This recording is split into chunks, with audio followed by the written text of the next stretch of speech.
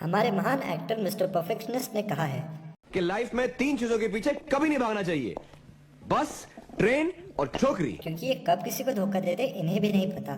तो भैया अपनी आज की मूवी है Batman the dark night rises. बहुत ही गजब की मूवी है। इस मूवी के पिछले part Batman the dark night को मैंने ऑलरेडी एक्सप्लेन करके अपने चैनल पर डाल दिया है, तो जिसने उसे नहीं देखा उसे भी ज़रूर से देख लें। तो भैया अपनी मूवी की शुरुआत होती है इन थके लोग की गैंग से। ये लोग जा रहे हैं इस आदमी से मिलने। ओह,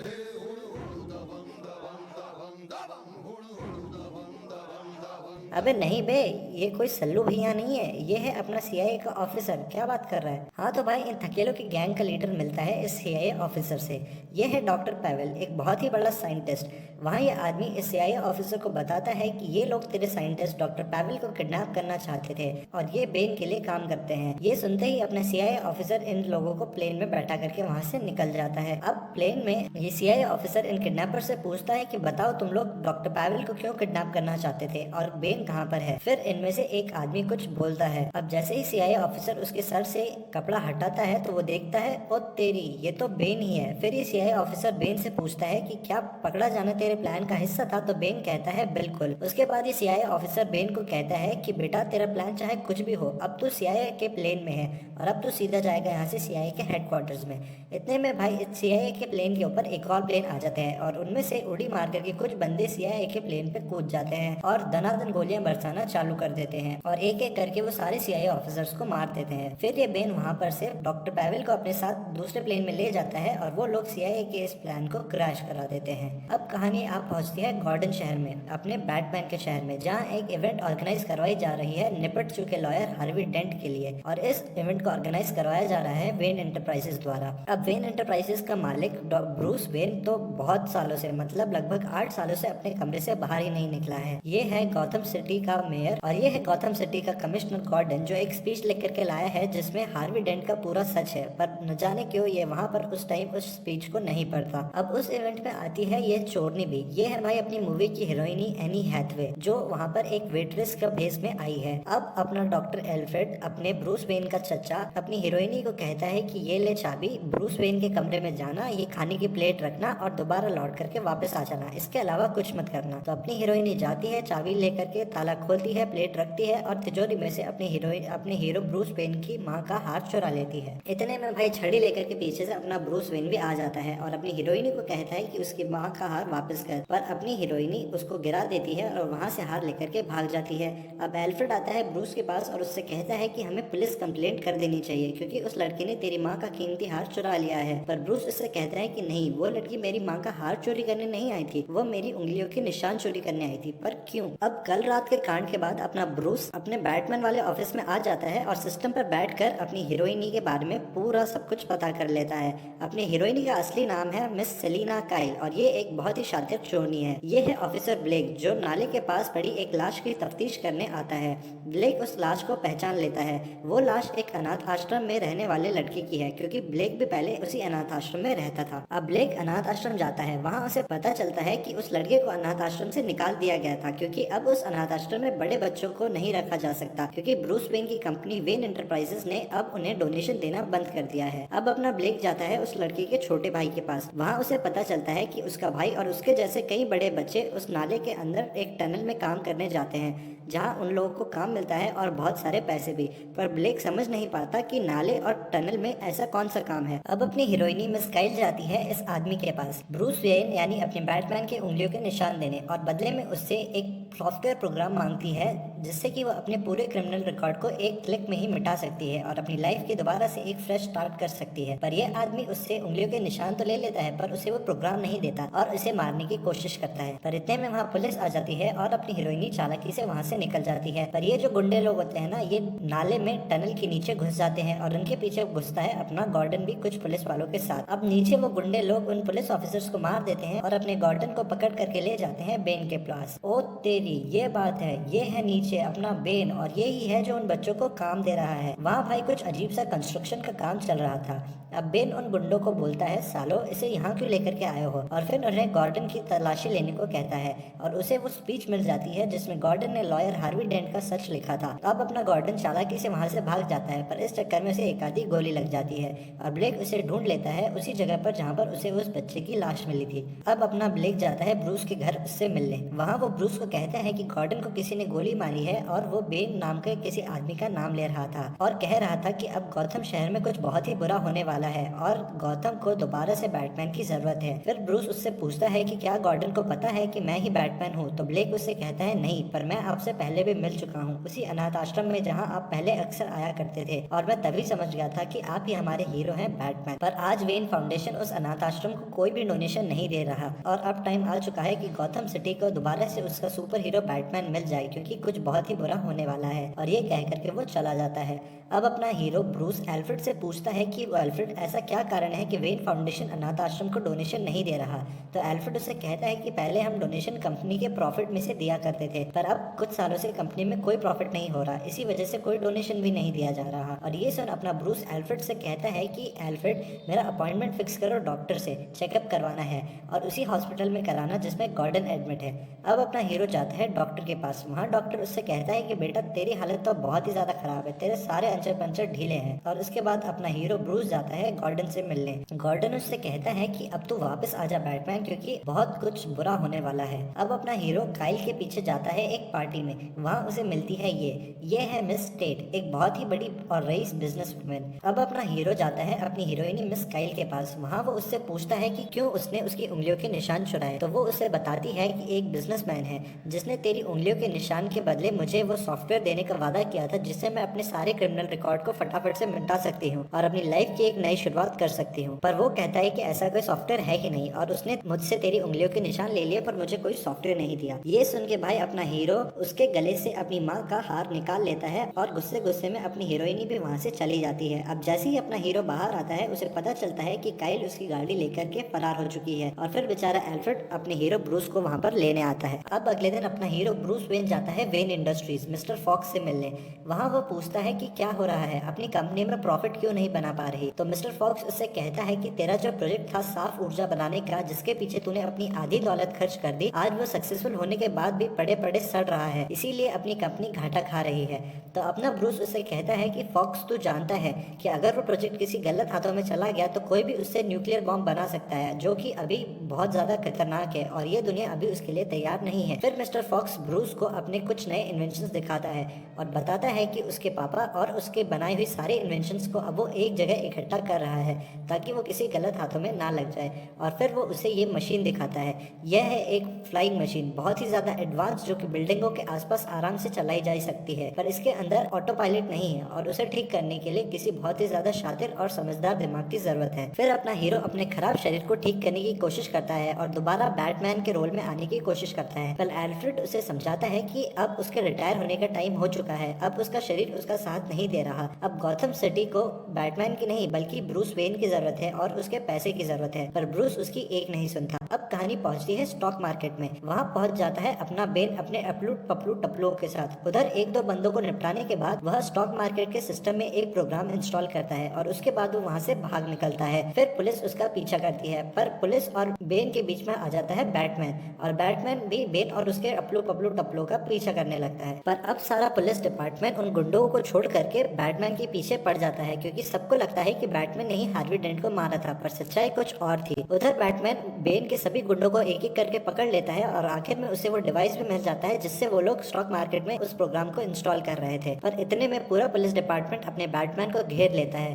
पर बैटमैन वहां से निकल भागता है और एक गली में घुस जाता है और उसके बाद फॉक्स की उस बनाई हुई एडवांस फ्लाइंग मशीन से बाहर निकलता है और आसमान में कहीं गायब हो जाता है। उधर अपनी मिस काइल भी इस बिजनेसमैन डेगेट के घर जाती है उस सॉफ्टवेयर प्रोग्राम को ढूंढने, पर वहाँ उसे वो प्रोग्राम नहीं मिलता और बेन के गुंडे उसके पीछे पड़ जाते हैं। पर वहाँ बैटमैन आ जाता है और उसे वहाँ से बचा करके ले जाता है। अब जैसे ही अपना हीरो घर आता है, एल्फ्रेड उसे फिर समझाता है कि ये बेन कोई मामूली इंसान नहीं है, ये बहुत खतरनाक है और जिस रासगुल ने तुझे ट्रेनिंग दी है लड़ने की, उसी ने इसे भी ट्रेनिंग दी है लड़ाई करने की। पर अब तेरा शरीर तेरा साथ नहीं दे रहा और ये बहुत ही ज्यादा ताकतवर है, बेन तुझे मार डालेगा। पर वो उसकी एक नहीं सुनता। उधर अपना ब्रूस उससे कहता है कि आज अगर रेचल जिंदा होती तो मैं कभी का रिटायर हो चुका होता, पर अब रेचल जिंदा नहीं है। रेचल भाई अपने बैटमैन की पुरानी गर्लफ्रेंड है जो इस मूवी के पिछले पार्ट में थी, जो अब मर चुकी है। ये सुन भाई एल्फ्रेड उसे बताता है कि रेचल ने मुझे मरने से पहले एक लेटर दिया था जिसके अंदर उसने हार्वी डेंट को शादी के लिए चुना था, ना कि तुझे, और तुझे बुरा न लगे इसलिए मैंने उस लेटर को जला दिया था। ये सुनकर के भाई अपने ब्रूस को बहुत ज्यादा बुरा लगता है और बहुत बड़ा झटका भी लगता है और गुस्से गुस्से में वो एल्फ्रेड को वहाँ से चले जाने को कहता है। ये सुन भाई अपना एल्फ्रेड भी उसे छोड़ करके चला जाता है। अगले दिन भाई मिस्टर फॉक्स अपने ब्रूस से मिलने आता है। वहाँ आकर के वो उसको बताता है कि किसी ने उसकी उंगलियों के निशानों का यूज कर करके स्टॉक मार्केट से बहुत बड़ी अमाउंट में स्टॉक्स खरीदे थे और वो सारे स्टॉक्स अब डूब गए हैं और अब वो रोड पे आ चुका है। अब उसके पास एक भी पैसा नहीं बचा है। फिर मिस्टर फॉक्स उसे कहता है कि आने वाले समय में हम इसे एक जालसाजी साबित कर सकते हैं, पर तब तक के लिए उसके पास एक भी पैसा नहीं है। अब अपना ब्रूस फॉक्स को कहता है कि अगर किसी गलत हाथों में हमारी कंपनी चली गई तो उनके हाथों में वो स्वच्छ ऊर्जा का प्रोजेक्ट भी लग जाएगा और न जाने फिर क्या होगा। तो फॉक्स उससे कहता है कि मिस टेट बहुत अच्छी लड़की है, हम उसे तेरी कंपनी खरीदने को कहते हैं और जैसे ही हम इस कंपनी को वापस पा लेंगे हम उससे ये प्रोजेक्ट वापस ले लेंगे, तब तक ये उसके पास सेफ रहेगा। और ब्रूस मान जाता है। अब अपना फॉक्स मिस टेट को लेकर के आता है उस स्वच्छ ऊर्जा प्रोजेक्ट के पास। वहाँ आकर के ब्रूस उसे सब कुछ समझा देता है और कहता है कि डॉक्टर पावेल जैसा कोई आकर इस रिएक्टर को न्यूक्लियर बॉम्ब बना ही लेगा, इसलिए इसे तुम अपने पास सेफ रखो और अगर हम इस कंपनी को दोबारा नहीं पा पाए तो हम इस रूम में पानी भर देंगे और इस मशीन को नष्ट कर देंगे, पर तब तक के लिए इसे तुम अपने पास सेफ रखो। ये सुन मिस टेट उसकी बात मान लेती है और उस कंपनी को खरीद लेती है। अब डैगेट बेन के पास जाता है और उससे गुस्सा कर करके कहता है कि तूने तो कहा था कि वेन एंटरप्राइजेस मेरी हो जाएगी, पर मेरी नाक के नीचे से कोई मिस टेट नाम की लड़की उस कंपनी को ले गई और इसके लिए तूने मेरी सारी की सारी कंस्ट्रक्शन कंपनी का यूज किया, मेरे लोगों का यूज किया, पता नहीं क्या क्या करने के लिए उन नालों और उन टनल्स के नीचे, पर आज मेरे पास वो कंपनी नहीं है। ये सुनकर के बेन भाई उस बिजनेसमैन डैगेट को वहीं के वहीं निपटा देता है। अब ब्रूस जाता है मिस काइल के पास और उसे कहता है कि मैं तुझे वो प्रोग्राम दूंगा जिससे तो अपना पूरा क्रिमिनल रिकॉर्ड मिटा सकती है, पर तुझे बैटमैन को बेन के पास ले जाना होगा। ये सुनकर के अपनी काइल मान जाती है। उधर अपना गॉर्डन भी थोड़ा ठीक हो जाता है और ब्लेक उसके पास आता है और उसे बताता है कि डैगेट नाम के बिजनेसमैन को किसी ने निपटा दिया है और उसी की कंपनी शहर के नीचे और आसपास के सारे नालों और टनल्स के नीचे अजीब सा कोई कंस्ट्रक्शन का काम कर रही थी। ये सुन गॉर्डन टनल के सभी एरियाज को फटाफट से तलाश करने को कहता है और उस बेन को भी ढूंढने को कहता है। अब अपना हीरो बैटमैन जाता है काइल के पास जो उसे बेन के पास ले जाती है। वहाँ जाकर के बैटमैन को पता चलता है कि बेन पहले से ही उसका इंतजार कर रहा था। अब बेन उधर अपने बैटमैन को बताता है कि मैं जानता हूँ कि तू ब्रूस वेन है और उधर अपना हीरो बहुत ज्यादा मार खाता है बेन के हाथों। उधर अपना बेन अपने बैटमैन को बहुत ज्यादा धोता है, बहुत मतलब बहुत उसके हाथ पैर तोड़ देता है और उसकी रीढ़ की हड्डी भी तोड़ देता है। उसके बाद ले जाकर के वो उसे एक कुएं में फेंक देता है और उसके पास एक टीवी पटक देता है और उससे कहता है कि मैं अब तेरी आंखों के सामने तेरे शहर को पूरी तरह से बर्बाद कर दूंगा और आखिर में तुझे मारूंगा। अब इस कांड के बाद अपनी काइल गॉर्डन छोड़ करके भागने लगती है, पर अपना ब्लेक उसे पकड़ लेता है और उससे बैटमैन और बेन के बारे में पूछता है और फिर उसे जेल में डाल देता है। अब अपना बेन जाता है वेन एंटरप्राइजेस में। वहाँ वो फॉक्स के सामने उसके छुपाए हुए सारे इन्वेंशन, सारी कार और सारे के सारे एडवांस गैजेट्स को ला करके उसके सामने पटक देता है और फिर मिस टेट और फॉक्स को उस न्यूक्लियर रिएक्टर मशीन के पास लेकर के जाते हैं। फिर वो डॉक्टर पावेल को बुलाता है और उस रिएक्टर को एक न्यूक्लियर बॉम्ब बना देता है। जिस चीज का डर अपने हीरो को था अब वो सब हो रहा है। अब गॉर्डन को पता चलता है कि बेन ने वेन एंटरप्राइजेस के कुछ लोगों को पकड़ लिया है। ये सुन गॉर्डन कहता है कि बहुत हुई छानबीन, अब सारे के सारे पुलिस वालों को लेकर के जाओ उन टनल्स के और नालों के नीचे और खींच कर बाहर निकालो उस साले बेन को, और अगर कोई पूछे तो कह देना कि नॉर्मल ट्रेनिंग एक्सरसाइज चल रही है। उधर उस कुएं में अपना हीरो को ये आदमी बताता है कि इस कुएं को लोग नर्क का कुआं कहते हैं क्योंकि आज तक कोई इस कुएं से बाहर नहीं निकल पाया। लोग बहुत कोशिश करते हैं पर कोई इस कुएं से बाहर नहीं निकल पाता, सब कोशिश करते करते ही मर जाते हैं। पर एक बच्चा था जो इस जेल में ही पैदा हुआ था, वो रासेल गुल की औलाद था। रासेल गुल पहले एक कॉन्ट्रैक्ट किलर था और उसे इस एरिया की लड़की से प्यार हो गया, पर उस लड़की के बाप को यह मंजूर नहीं था, जिसकी वजह से उसने उस लड़की को इस कुएं में डाल दिया। वो लड़की प्रेग्नेंट थी और उस लड़की ने इसी जेल के अंदर एक बच्चे को जन्म दिया। उस बच्चे की माँ को इस जेल के हरामखोर लोगों ने मार डाला, पर वो लड़की जिंदा थी और वो इस कुएं से निकल भागने में कामयाब हो गई। उधर गॉर्डन के कहे अनुसार पूरी की पूरी पुलिस फोर्स गौतम सिटी के अंडरग्राउंड एरियाज में चली जाती है बेन को ढूंढने। अब अपना ब्लेक देखता है कि टनल के आसपास कुछ लोग कुछ बना रहे हैं। वो उधर जाकर के उसे पता चलता है कि ये लोग तो बारूद बना रहे हैं और उन लोगों के पास टनल का पूरा नक्शा है जिसके अंदर कुछ मार्क किया हुआ है। उधर ब्लेक उन बंदों को तो मार देता है पर वो मैप्स देख करके समझ जाता है कि ये लोग टनल्स के आसपास बारूद बिछा रहे हैं और सभी पुलिस वालों को इन टनल में बंद करने वाले हैं। वो जब तक पुलिस वालों को बताता कि टनल से बाहर निकलो, इतने में बेन ब्लास्ट कर देता है और सभी पुलिस वालों को उन टनल में बंद कर देता है। इतना ही नहीं भाई, वो एक फुटबॉल स्टेडियम में जाता है। वहाँ सबके सामने वो बताता है कि डॉक्टर पावेल ने एक न्यूक्लियर बॉम्ब एक्टिवेट कर दिया है और उस बॉम्ब को सिर्फ वो ही डीएक्टिवेट कर सकता है। और फिर वो सबके सामने डॉक्टर पावेल को निपटा देता है। फिर वो सबसे कहता है कि इस बॉम्ब को अब फटने से कोई नहीं रोक सकता और इस बॉम्ब का एक रिमोट कंट्रोल है जो एक आम आदमी के हाथ में रहेगा और अगर किसी ने शहर से भागने की कोशिश की तो वो आदमी इस बॉम्ब को फोड़ देगा। फिर ये बेन कहता है कि अब सभी अमीर लोगों को उनके बंगलों से निकाला जाएगा और गरीबों को उनका हक दिया जाएगा। इतना ही नहीं, बेन अपने बैटमैन की स्पेशल कार्स लेकर के जेल के सामने जाकर गॉर्डन की वो स्पीच पढ़ देता है जिसमें लिखा था कि बैटमैन ने हार्वी को नहीं मारा था, हार्वी मेरे बेटे को मारना चाहता था और इसीलिए उसे बचाने के चक्कर में गलती से हार्वी मारा गया। हार्वी डेंट बदल चुका था, वो अच्छा आदमी नहीं रहा था। और उसके बाद बेन हार्वी को गलत बताकर उसने जितने भी लोगों को जेल में बंद किया था, जितने भी गुंडों को, वो उन सभी को जेल से बाहर निकाल लेता है और अपनी आर्मी में शामिल कर लेता है। उसके बाद ये सभी अमीर लोगों को उनके घरों से बाहर निकालते हैं और अपनी बनाई हुई कोर्ट्स में ले जाते हैं और फिर उन्हें बर्फ के ऊपर चलाकर मार देते हैं। अब जैसे ही इस बात की खबर आदमी को चलती है, वो अंदर आने की कोशिश करते हैं पर बेन के गुंडे उन्हें बाहर ही रोक लेते हैं और उन्हें कहते हैं कि अगर कोई भी अंदर आया या कोई भी अंदर से बाहर गया तो हम पूरे गौथम को उड़ा देंगे। अब ये सब उधर पड़ा पड़ा कुएं में अपना हीरो ब्रूस वेन देख रहा होता है। अब वो ये सब बर्दाश्त नहीं कर सकता था, इसलिए वो उठने की ठानता है। उधर जो इसके पास ये चच्चा था वो उसे इस रस्सी से लटकाकर पहले इसकी रीढ़ की हड्डी जो बाहर निकली हुई थी उसे अंदर करता है और फिर इसे खड़े हो पाने तक ऐसे ही पड़े रहने देता है। अब कुछ टाइम बाद अपना हीरो खड़े होने में कामयाब हो जाता है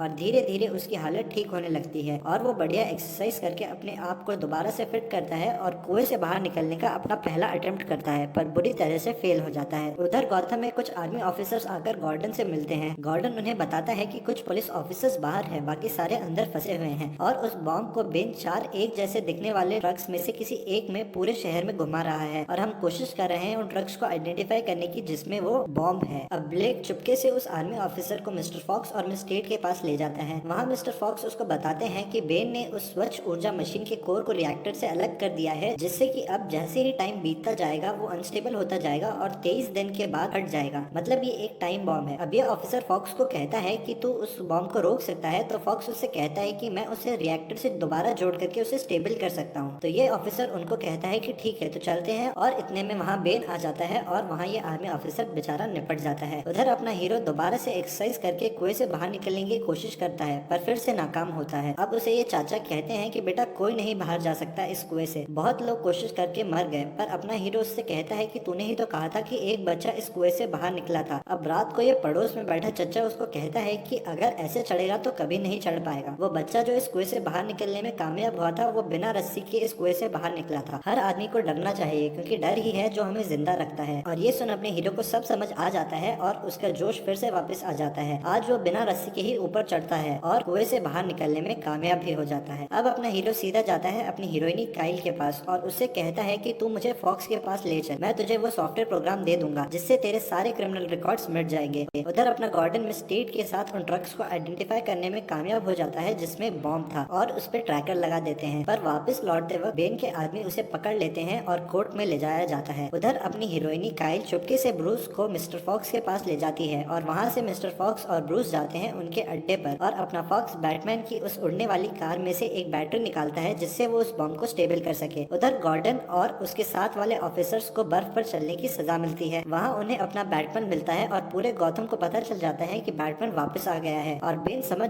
नहीं पाता कि साला ये वहाँ से उस कुएं से बाहर निकला कैसे। उधर अपना ब्लेक चुपके से कुछ पुलिस वालों को बाहर निकालने की कोशिश करता है पर बेन के आदमी वहाँ आ जाते हैं और उन्हें मार देते हैं और ब्लेक को भी मारने वाले थे कि इतने में वहाँ पर बैटमैन आ जाता है और उसे बचा लेता है और फिर वो सभी पुलिस ऑफिसर्स को उस टनल से बाहर निकाल लेता है। अब सारे पुलिस वाले बेन की आर्मी के सामने खड़े हो जाते हैं और फिर उधर होती है वॉर पुलिस और बेन के गुंडों के बीच में। वहाँ अपने बैटमैन और बेन के बीच में भी बहुत ही तगड़ी लड़ाई होती है और अपना बैटमैन इस बार बेन को बहुत बहुत बुरा मारता है। अब बैटमैन आने के बाद उससे पूछता है कि बता उस बॉम्ब का रिमोट किसके पास है, पर वो नहीं बताता और इतने में पीछे से मिस टेट आकर बैटमैन के पेट में चाकू घोंप देती है और उससे कहती है कि मैं ही हूँ रसगुल की औलाद, उसी रसगुल की औलाद जिसे तूने मार दिया था और मैं ही हूँ जो उस कुएं से बाहर निकलने में कामयाब हुई थी और ये है मेरा रक्षक जिसने मेरी उस कुएं में रक्षा की थी। पर बैटमैन उससे कहता है कि रसलगुल का तो बेटा था ना, पर वो कहती है कि नहीं रसलगुल की बेटी थी और वो मैं ही हूँ और उस बॉम्ब का रिमोट भी अब मेरे पास में ही है। और फिर वो बटन दबा देती है पर बॉम्ब नहीं फटता क्योंकि मिस्टर फॉक्स ने उसे स्टेबल कर दिया था। पर मिस टेट उससे कहती है कि कोई बात नहीं, स्टेबल कर दिया इसका मतलब ये नहीं कि बॉम्ब फटेगा नहीं, 11 मिनट बाद वो अपने आप ही फट जाएगा। और ये कहकर मिस टेट बेन को वहीं छोड़कर बॉम्ब के पास जाती है। उधर बेन अपने बैटमैन को मारने ही वाला था कि पीछे से अपनी बैटमैन की हीरोइनी मिस काइल आ जाती है और बेन को निपटा देती है और अपने बैटमैन को बचा लेती है। उधर मिस टेट उस ट्रक में घुस जाती है जिसमें बॉम्ब था। इतने में पीछे से अपना बैटमैन आ जाता है और उस ट्रक को रोकने की कोशिश करता है और आखिर में ट्रक रुक जाता है और मिस टेट बैटमैन को कहती है कि मिस्टर फॉक्स ने मुझे इसके सिस्टम को रिवर्स करना सिखाया था, अब इस बॉम्ब को फटने से कोई नहीं रोक सकता। और ये कह के वो भी निपट जाती है। अब अपना बैटमैन उस बॉम्ब को अपनी उड़ने वाली कार से बांधकर उड़ा के समुद्र में ले जाने का सोचता है। उधर अपना गॉर्डन उसे कहता है कि तू है कौन, गॉथम के लोगों को पता होना चाहिए कि बैटमैन है कौन जिसने उनकी जान बचाई। तो ब्रूस उनसे कहता है कि बैटमैन तो कोई भी हो सकता है जो किसी अनाथ बच्चे को अपना जैकेट दे दे। ये सुन गॉर्डन को समझ आ जाता है कि ब्रूस वेन ही बैटमैन है और फिर अपना